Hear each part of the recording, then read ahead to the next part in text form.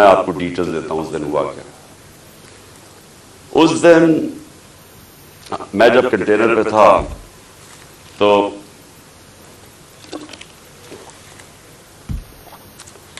ایک دم گولیوں کا ایک برسٹ آتا ہے، میری ٹانگ پہ گولیاں لگتی ہیں، میں گر جاتا ہوں، اور جب میں گر رہا ہوتا ہوں تو دوسرا برسٹ آتا ہے، یہ ایک برسٹ ادھر سے آتا ہے اور دوسرا برسٹ آگے سے آتا ہے، 2 آدمی تھے، اور جب میں گر رہا ہوتا ہوں تو میرے اوپر سے گولیاں جاتی ہیں، یعنی کہ اگر یہ سنکرونائز کر دیتے، میرے خیال میں ان کا اس میں میں نے بچنا ہی نہیں تھا، اگر یہ دونوں جو میرے کنر نے کٹھے اگر مارنا تھا تو اس نے ادھر سے مارنا تھا، تو یہ تو جدھر سے اس نے مارنا تھا اس نے بچنا ہی نہیں تھا، کیونکہ سامنے سے مارنا تھا، وہ سائڈ سے مارا تھا، تو جب میں گر رہا تھا تو اوپر سے گولیاں گئی، اور پھر بھی کیونکہ میں گر گیا تھا، میرے خیال میں اس نے سوچا ہوگا، اوپر جو بیٹھا ہوا تھا اس نے سوچا کہ اب یہ مار گیا، اور وہ وہاں سے چلا گیا۔ اب جو چیز سمجھنے کی ہے وہ یہ کہ ایک تو پکڑا گیا جنونی، اس کو کہا جی یہ تو بڑا کوئی دینی جنونی، کوئی انتہا پسند ہے، یہ انتہا پسند نہیں ہے، اس کے پیچھے پورا پلان تھا، یہ پلان پورا ہم اب انکور کریں گے، اور میں آپ کو بتاؤں اس کے ساتھ اور لوگ ملوث ہیں، اور یہ پلان اب کا نہیں پہلے کا بنا ہوا ہے، اور وہ جو اصل لوگ ہیں جنہوں نے وہاں سے گولیاں چلائی تھی، جنہوں نے اصل میں اس کا پھر بھی میں بچ جاتا ہوں، انہوں نے مارنا تھا، اور یہ آدمی اور ہمیں نقصان پہنچاتا، 2 ہیرو نہ نکل آتے، ایک تو شہید معظم، میں اس کو آج سلام پیش کرتا ہوں، 2 بچوں کے ساتھ گیا ہوا، وہ میری اور دوسرا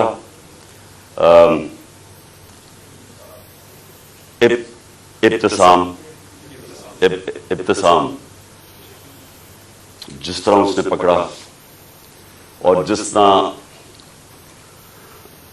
اس کی اگر دلیری نہ ہوتی تو اس نے بس مار دیتا تو اور تباہی کر دیتا تھا، 11 لوگوں کو گولیاں لگی اور ایک ہمارا معظم شہید ہوا۔ اب ہم نے ایف آئی آر رجسٹر کرنے کی کوشش کی ہے، سب ڈرتے ہیں کیونکہ کئی ادارے یہ قانون سے اوپر ہے۔ میں آج جنرل باجوہ سے سوال پوچھتا ہوں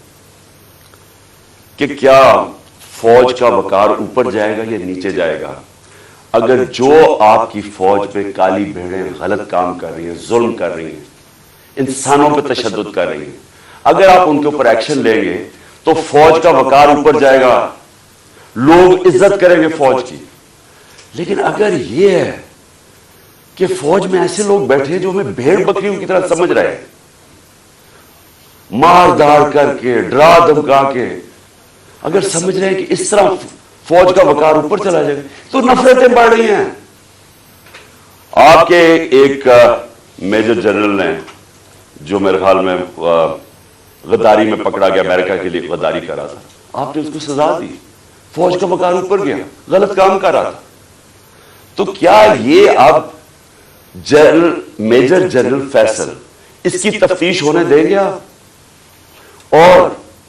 کیا اس ملک میں اب تفتیش ہو سکے گی جب جنرل فیصل کے اوپر الزام ہے، انٹیریئر منسٹر ثناء اللہ کے اوپر الزام ہے، اور تیسرا پرائم منسٹر شہباز شریف کے اوپر الزام ہے؟ کیسے تفتیش ہوگی؟ جب تک یہ 3 لوگ ریزائن نہیں کرتے تفتیش ہوگی کیسے؟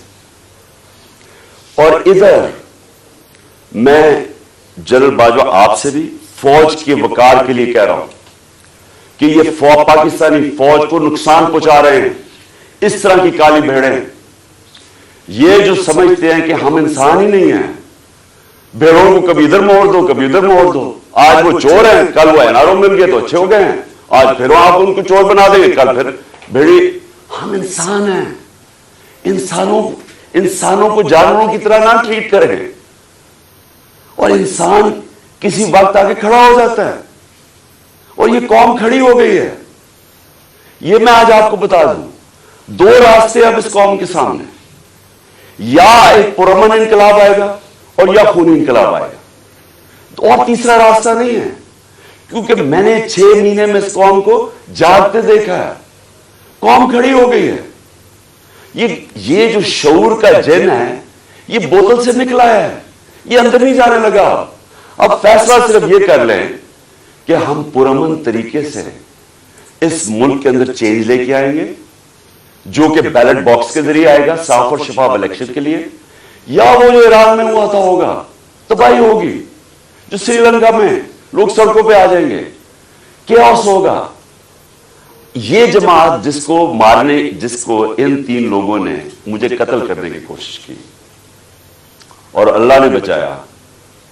جس طرح ابھی ڈاکٹر فیصل نے کہا کہ یہ جو گولی میری یہ ادھر اوپر کی ٹانگ پہ لگی، وہ ایک گولی میری جو وہ اصل آرٹری ہے اس کے نیچے سے نکل گئی اور ایک اس کے پاس آ کے رک گئی۔ اگر وہ رپچر ہو جاتی تو 20 منٹ میں انسان مرتا ہے، 20 منٹ میں سارا خون نکل جاتا ہے۔ اگر تو سیدھا ہاسپٹل نہ ہو 20 منٹ میں مر گیا آدمی۔ تو اللہ نے اگر مجھے یہ بچایا ہے، جو مجھے آج زندہ رکھا ہے، یہ صرف اللہ کا کرم ہے۔ انہوں نے تو پوری کوشش، کوئی کسر نہیں چھوڑی تھی۔ انہوں نے تو ایک ادھر سے اور ادھر سے سامنے والے نے مارنا تھا۔ اور پھر سوال میں پوچھتا ہوں، سب سے بڑی پاکستان کی پولیٹیکل پارٹی، اس کے سربراہ جو واحد فیڈرل پارٹی رہ گئی ہے پاکستان میں، یہ 2 فیملی پارٹیز سکڑ کے چھوٹی چھوٹی پارٹیز رہ گئی ہیں۔ میں چیلنج کر کے جاؤں گا سندھ میں، اور انشاءاللہ یہ زرداری مافیا کو سندھ میں ہرا کے دکھاؤں گا آپ کو۔ سندھ کے لوگ اس سے تنگ ہیں، ان کو سب سے زیادہ غلام ادھر بنایا ہوا، ان کو وہ سب سے زیادہ آزادی طلب کر رہے ہیں۔ اور یہ شریف خاندان، میں چیلنج کرتا ہوں، یہ کدھر کسی سیٹ پہ میرے سے مقابلہ کرے۔ نواز شریف آئے، کہتے ہیں نا اسے آئے، اتنی کوششیں کر رہی ہیں، این آر او سب کو دے دیا ہے، سارے چوروں کو منی لانڈرر ساروں کی عید ہو گئی ہے۔ وہ کہتی ہے مریم لیول پلینگ فیلڈ، چیلنج کرتا ہوں کسی سیٹ پہ پنجاب میں میرے سے مقابلہ کر رہے ہیں، کیونکہ پبلک چینج ہو گئی ہے۔ یہاں ایک جاگی ہوئی قوم ہے، ان کو بھیڑوں کی طرح نہ ٹریٹ کریں۔ اور چیف جسٹس صاحب، میں آپ سے مخاطب ہوں، دیکھیں یہ ملک ترقی نہیں کر سکتا جب تک رول آف لا نہیں ہوگا۔ میں ساری دنیا پھرا ہوں، 70 سال میری عمر ہے، میں نے مغربی دنیا اندر سے دیکھی ہوئی ہے۔ میں جب 18 سال کا انگلینڈ گیا تو میں نے پہلی دفعہ رول آف لا دیکھا۔ مجھے تو پتہ ہی نہیں تھا، کیونکہ ہم تو ملٹری ڈکٹیٹرشپ میں بڑے ہوئے تھے یہاں 60s میں۔ تو پہلی دفعہ میں نے ایک فلائی ریاست دیکھی، وہ کیا ہوتی ہے، اور رول آف لا دیکھا کہ قانون سب کے لیے ایک برابر، کوئی طاقتور وہاں قانون کے اوپر نہیں تھا، کوئی وہاں قبضہ گروپ نہیں تھے، ان کی عدالتیں ان کو ان کمزور کی حفاظت کرتی ہیں۔ وہاں اگر آپ کے پاس پیسے نہیں ہیں، لیگل ایڈ دیتی ہیں کہ ایک عام آدمی جا کے عدالت میں کیس لڑ سکے۔ وہاں کسی کی جرت نہیں ہے،